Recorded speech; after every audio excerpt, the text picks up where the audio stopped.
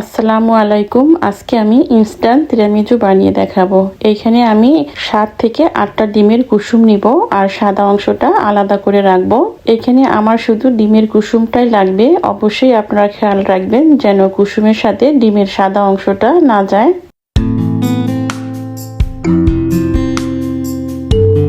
আমরা সবাই জানি তিরামিজু বানালে এটা অন্তত 8 থেকে 10 ঘন্টা রেস্টে রাখতে হয়। তিরামিজুর প্রপার স্বাদ পেতে হলে অবশ্যই আপনাকে এই টিপসটা ফলো করতেই হবে। আসল তিরামিজুর সাথে এটার পার্থক্য হচ্ছে এটাকে আপনারা 1 ঘন্টা ফ্রিজে রেখেই খেতে পারবেন। এবার একটা বলে আমি ফুটন্ত গরম পানি নিয়ে নিয়েছি। এর উপরে আমি কুসুমের বলটা দিয়ে দিব আর দিয়ে দিব হাফ কাপের মতো সুগার। এবার এই সুগারটাকে আমি খুব ভালোভাবে বিট করে নিব। একটা সময় এটা বিট করতে করতে চিনিটা গলে যাবে আর হোয়াইট ভাব চলে আসবে। দেখুন এই পর্যায়ে এসে আমি কিন্তু পানিটা সরিয়ে নিলাম। এখন এর সাথে অ্যাড করব ক্রিম চিজ 500 গ্রামের মতো।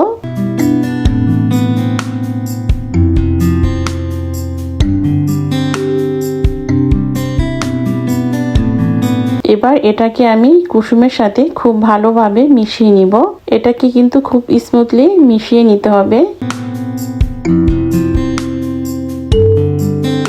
দেখুন হয়ে গেল আমার মিশিয়ে নেওয়া। এবার এটাকে আমি এক সাইডে রেখে দেব। আর একটা বলে আমি নিয়ে নিব হুইপ ক্রিম। এখানে আমি 400 ml নিয়েছি। এবার বিটারের স্পিডটা লো করে দিয়ে এটাকে আমি প্রথম 5 মিনিট বিট করব। এরপর স্পিডটা বাড়িয়ে দিয়ে অপেক্ষা করব এটা ঘন হয়ে যাওয়া পর্যন্ত। এরপর আমি এর সাথে দিয়ে দিলাম ভ্যানিলা এসেন্স। এখন আমি আরো 1 মিনিটের মতো এটাকে বিট করব।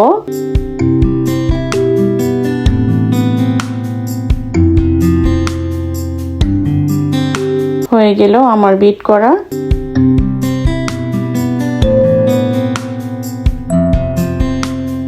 এবার এই হুইপ ক্রিমটা আমি আগের মিশ্রণের সাথে ভালোভাবে মিশিয়ে নিব।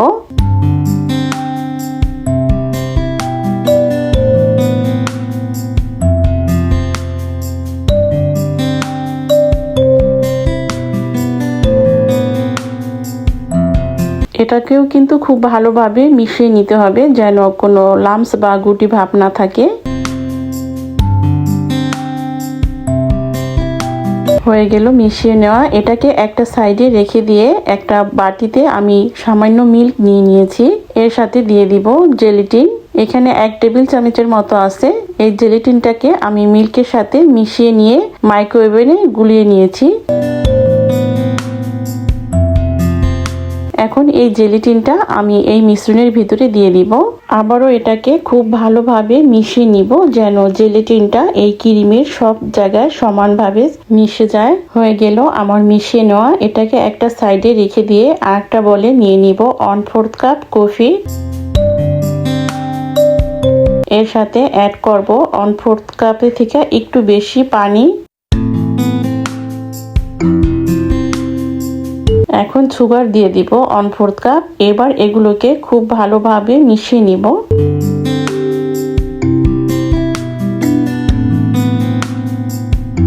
এখানে আমি কিছু লেডি ফিঙ্গার নিয়েছি।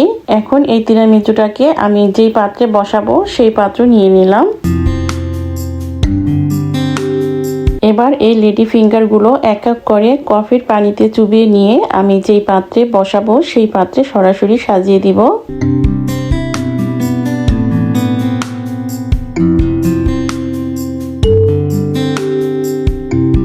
এই লেডি ফিঙ্গার গুলো কিন্তু বেশি সময় কফির পানিতে ভিজতে দেওয়া যাবে না, তাহলে কিন্তু এটা খুব নরম হয়ে যাবে। এইভাবে সবগুলো লেডি ফিঙ্গার আমি সাজিয়ে নিব।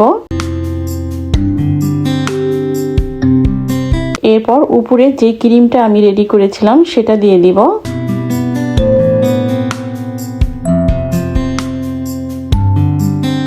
এখন সব সাইডে আমি একটু ছড়িয়ে দিব। এরপর আবার আমি উপরে লেডি ফিঙ্গার সাজিয়ে দিব।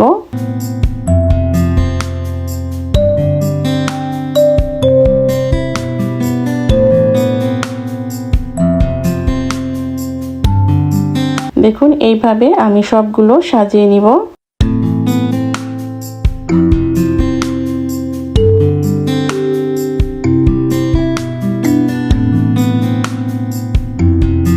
এরপর বাকি ক্রিমগুলো আমি উপরে দিয়ে দিব।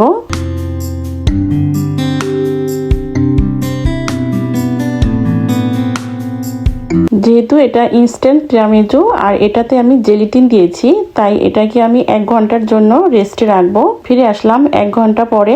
আর এই 1 ঘন্টা কিন্তু আপনাকে এটাকে নর্মাল ফ্রিজে রাখতে হবে। এখন আমি উপরে কোকো পাউডার দিয়ে দিব।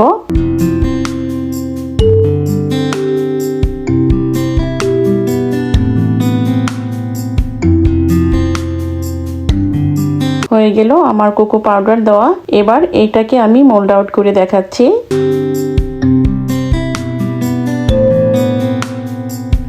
এই তিরামিসুটা কতটা পারফেক্ট হয়েছে আপনাদের বোঝানোর জন্য আমি এবার এটাকে একটু কেটে দেখাচ্ছি।